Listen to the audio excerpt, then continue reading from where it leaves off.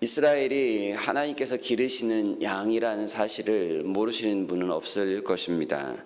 하나님은 이스라엘의 참 목자가 되셔서 이스라엘을 가장 좋은 곳으로 이끄시는 그런 아버지와 같은 분입니다.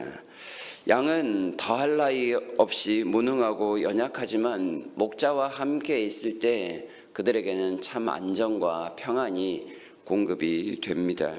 맹수들로부터 지켜주고 그들에게 늘 좋은 먹을거리를 안내해주는 일, 목자가 하는 일이기 때문에 그렇습니다. 양이 양답게 살기 위해서 목자를 떠나서는 결코 그런 삶을 영위할 수가 없는 것이죠. 시편 23편에서 우리가 노래하는 것처럼 여호와는 우리의 목자가 되심을 다 알고 고백합니다. 이스라엘에게 있어서 아무리 좋은 목자가 있더라도 하나님과 비교할 수는 없을 것입니다. 하나님이 목자시라는 사실은 맞습니다. 그런데 하나님께서 때로는 사람을 세워 그 목자의 일을 대리하게 하십니다. 대표적으로는 왕과 같은 지도자들입니다. 하나님은 이 다윗과 같은 왕을 통하여 목자의 일을 아주 성실하게 감당하게 하셨습니다. 하지만 모든 왕들이 다 다윗처럼 그렇게 하나님을 신뢰하고 목자처럼 그 역할을 감당하였던 것은 아닙니다. 대부분의 다른 왕들은 악한 짓을 행하였습니다. 하나님 앞에 악하였고 쳐야 하는 그 양떼들을 마치 자신의 소유로 삼아 이익을 위한 수단으로 그 양떼를 희생시켰습니다. 양떼 입장에서 그런 나쁜 왕들은 삭분이요 거짓 목자에 불과한 그런 모습들이었습니다. 결국 이스라엘은 이런 잘못된 목자들 때문에 목자를 잃고 방황하는 신세에 놓였습니다. 바벨론 포로와 같은 일이 대표적인 상황이 됩니다. 포로에서 돌아왔지만 이스라엘에게 있어서 참 목자는 아직 존재하지 않았습니다. 그 이후에 말라기 선지자 이후에는 아예 하나님의 말씀도 없어서 이스라엘은 까마득한 어둠 가운데 놓여지게 되었습니다. 그렇게 400여 년이 지난 어느 날 하나님께서는 들판에 있는 목자들에게 아주 놀라운 소식을 들려주십니다. 예수님께서 세상에 태어나셨다라는 소식인데요. 10절을 보시게 되면 온 백성에게 미칠 큰 기쁨의 좋은 소식이다 말씀을 하십니다. 그 좋은 소식은 11절에서 오늘 다윗의 동네에 너희를 위하여 구주가 나셨으니 곧 그리스도 주시니라 라고 말씀을 합니다. 아무도 깨어있지 않았던 그 밤중에 하나님은 목자들에게 이 가장 좋은 소식을 먼저 알리십니다. 그리고 이 목자들은 가장 먼저 구유에 놓인 아기 예수님을 찾아 경배하는 그런 영광을 누리게 됩니다. 하나님께서 왜 하고 많은 사람들 중에 이 목자들을 택하셔서 이 영광스러운 일을 하게 하셨을까요? 목자들은 그 당시에도 그렇게 별 볼 일 없던 직업군 중에 하나였습니다. 천대받던 사람들에 가까웠던 이 목자들을 통하여 영광스럽고 복된 소식을 전하게 하신 하나님께는 아주 의도가 있어 보입니다.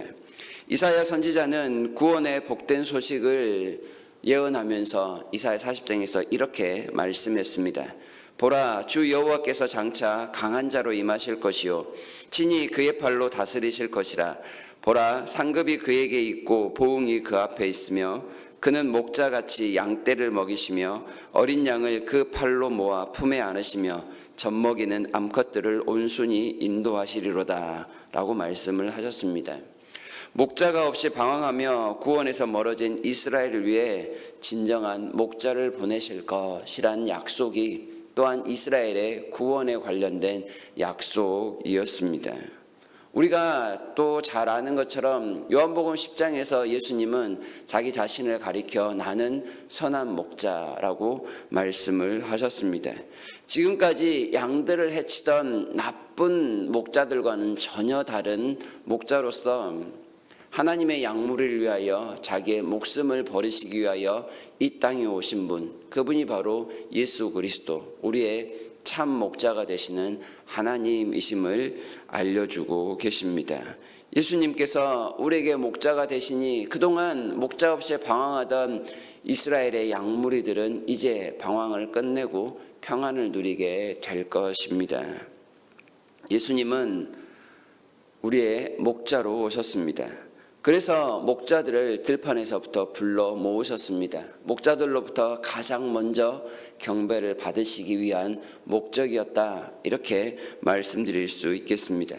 베드로전서 5장에서 베드로는 예수님을 목자장이라고 표현을 합니다. 목자들 중에 우두머리가 되시는 분이신 것이죠.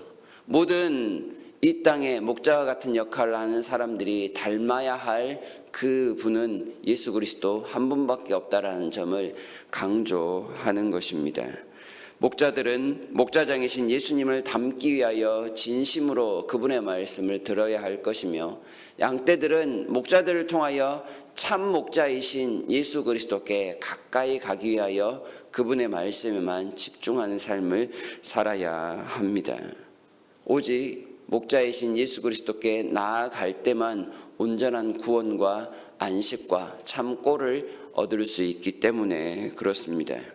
예수님을 목자로 만난 사람들이 부르는 노래가 바로 14절에 말하고 있는 내용이라 할 것입니다.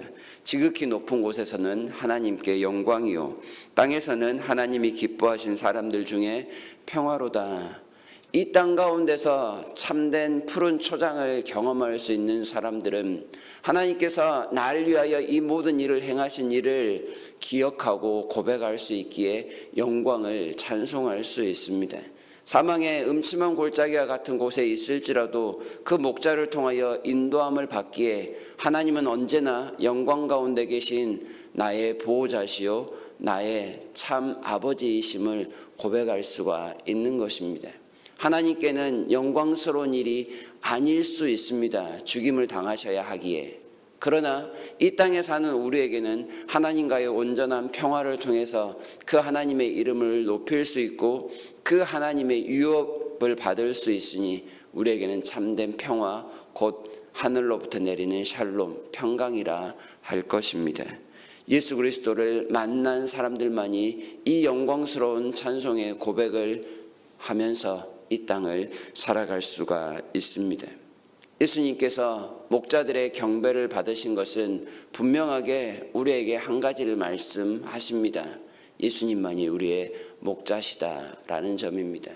사람들이 아무리 목자의 역할을 하는 것, 그것은 부족할 수밖에 없습니다. 우리가 바라봐야 할 분은 우리에게 목자로 오신 예수 그리스도요, 우리는 하나님의 양떼라는 것이지요.